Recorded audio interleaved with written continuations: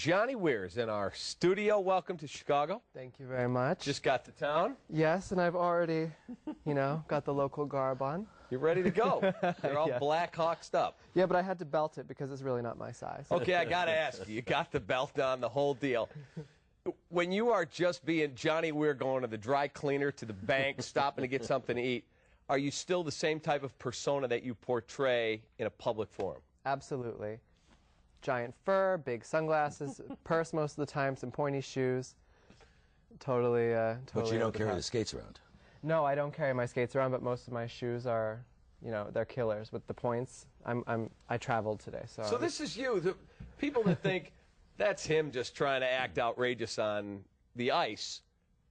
You're just being yourself. Exactly, and that's the only way I can be. That's the way I was brought up. That's the way I approach my life, my sport, everything I do. It's your face that you're putting out there, so you have to be yourself and have fun with everything. I mean, this is hysterical right now.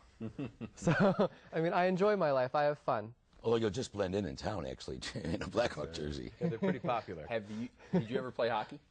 I never was into that. Yeah. The checking, I just watched Ovechkin killing that guy. Yeah.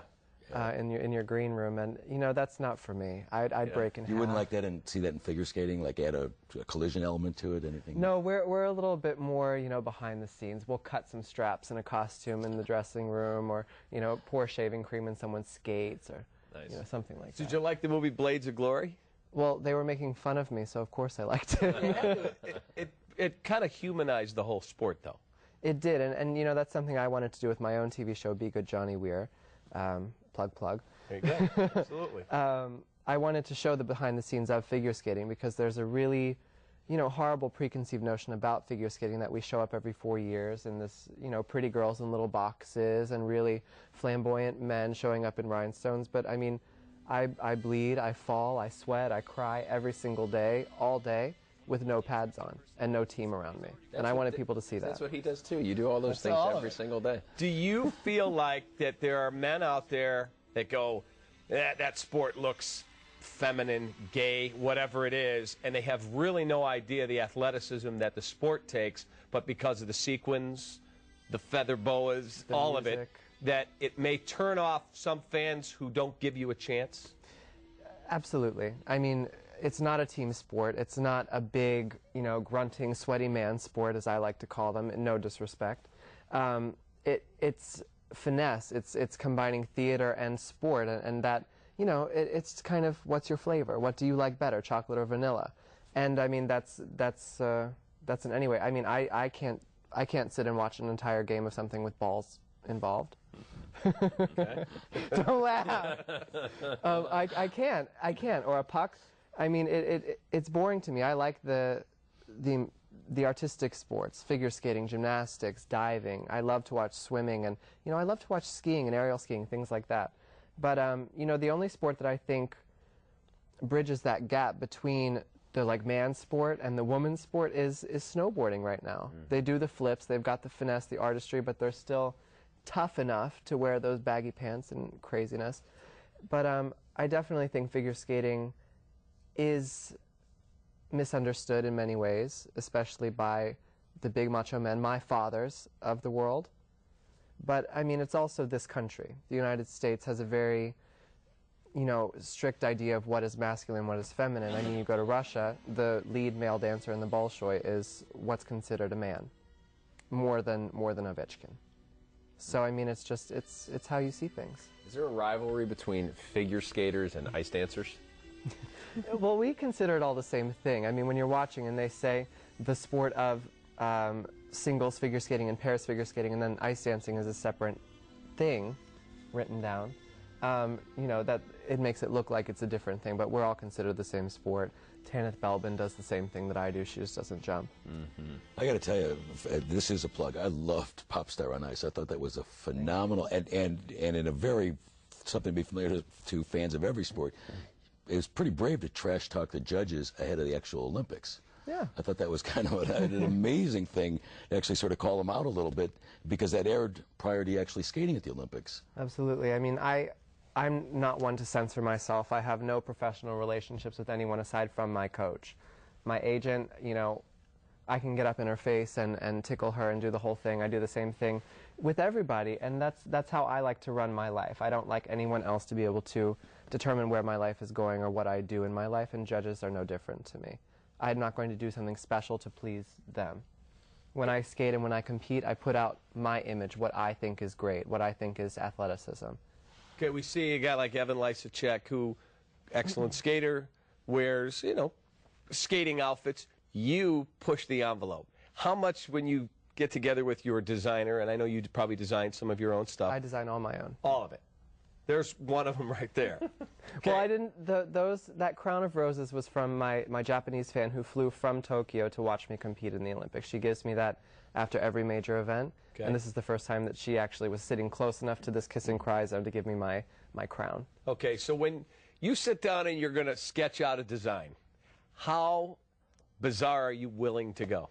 I'll go as bizarre as I need to go to get the point across that I want to come across. That when you think of Johnny Weir, you're going to think of somebody different. I'm not a mainstream guy. Is that fair? No. When I do it, I'm playing a character when I'm on the ice.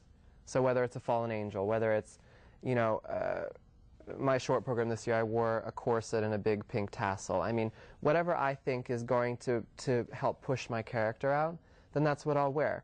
And Evan Lysacek, for example, he's thought of as very masculine and very all-American boy.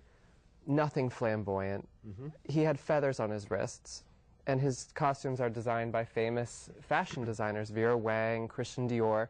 Christian Dior started for enhancing a woman's figure. Mm-hmm. So I mean, you have to be educated when you're making assumptions about people. But my costumes are me, from top to bottom.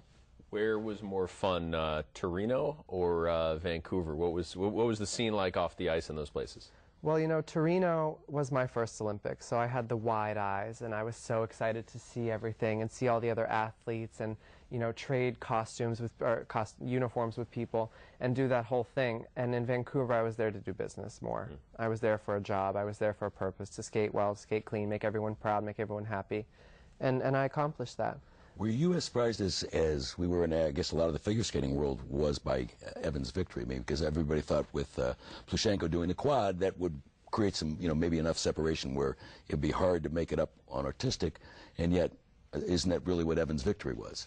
Well, Evan's definitely the golden boy of U.S. figure skating. He is a very hard worker, talented guy, plays by the rules, does everything the way he's supposed to do.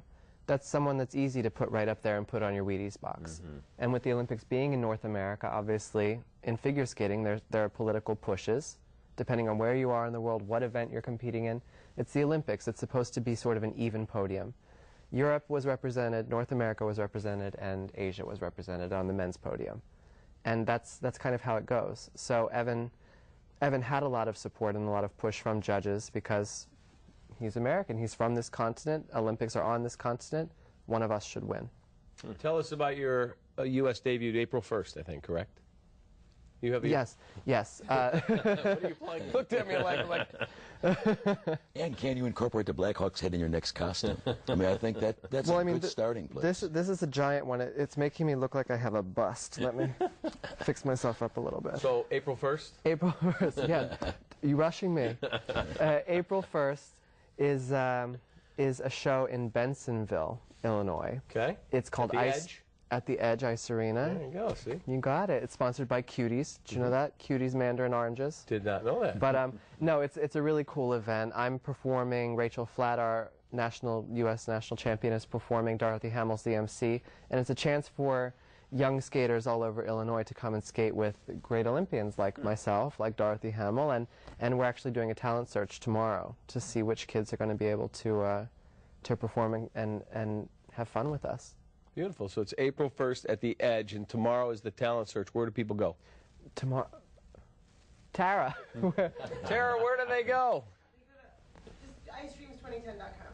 icedreams2010.com. You got it. I like that watch. Thanks, buddy.